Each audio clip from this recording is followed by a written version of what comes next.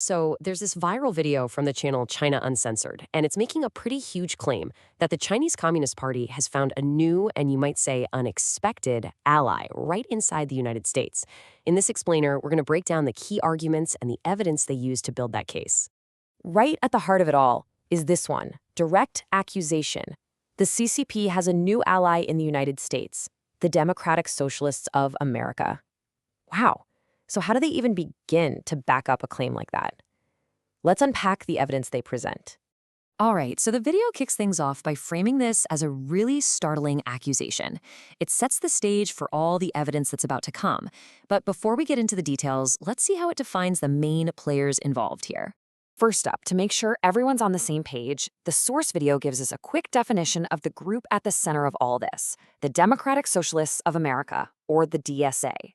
It's described as a political organization, not a formal party, and the video is quick to note that its members include some pretty prominent names, like Alexandria Ocasio-Cortez and Rashida Tlaib. Okay, so here's the core argument the video makes, that the DSA is actively pushing Chinese propaganda. And the very first piece of evidence it points to revolves around a series of public political seminars, which they put in quotes, education seminars. So these seminars, they're really the first big piece of evidence the video puts on the table. What exactly are they, and what message does the source claim they're sending out to the public? The source video zooms in on this online seminar series called Modern China and Lessons for U.S. Socialists. And it makes a point of saying that these actually started as an internal thing, just for DSA members. But apparently they got so popular that they were eventually opened up for everyone to see. And the video gets really specific about what was said in these seminars, highlighting claims from the speaker, Ben Norton.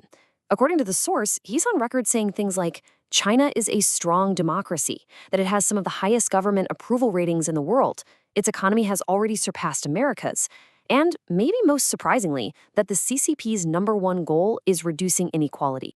Now, to push back on those points, the source video brings in an expert from the Foundation for the Defense of Democracies, creating this direct point-counterpoint. For instance, the seminar suggests the U.S. should maybe follow China's lead in controlling private companies. But the expert? He argues China's past success was because of less government meddling.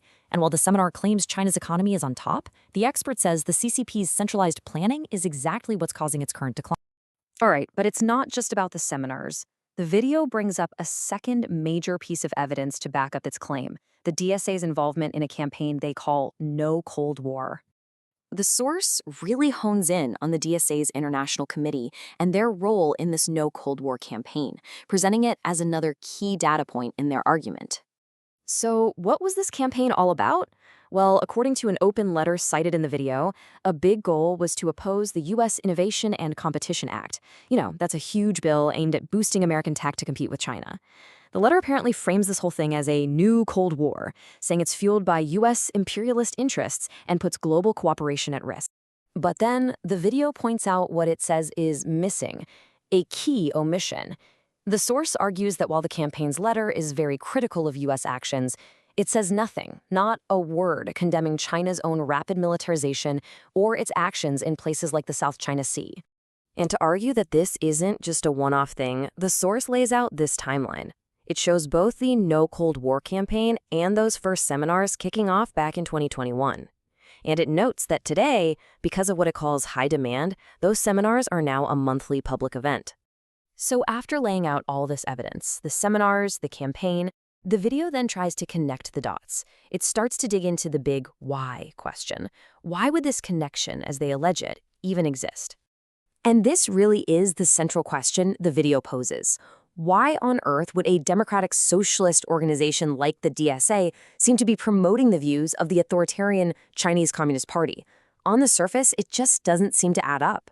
To try and answer that, the video pulls out another example, this one from back in 2015.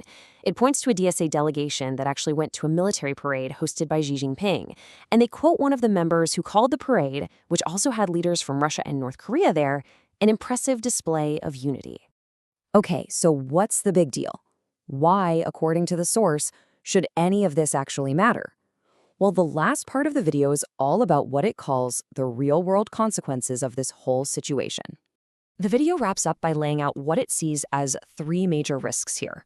First, that DSA members who are in government could end up directly influencing U.S. policy toward China. Second, that it could just stir up more political chaos and infighting here at home. And third, the bottom line for them is that all of this ultimately helps the CCP get its way in American politics.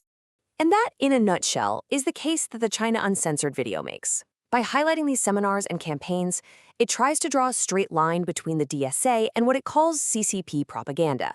Breaking down their argument like this really brings up a much bigger question for all of us to think about. How do domestic political movements and international foreign policy actually influence each other?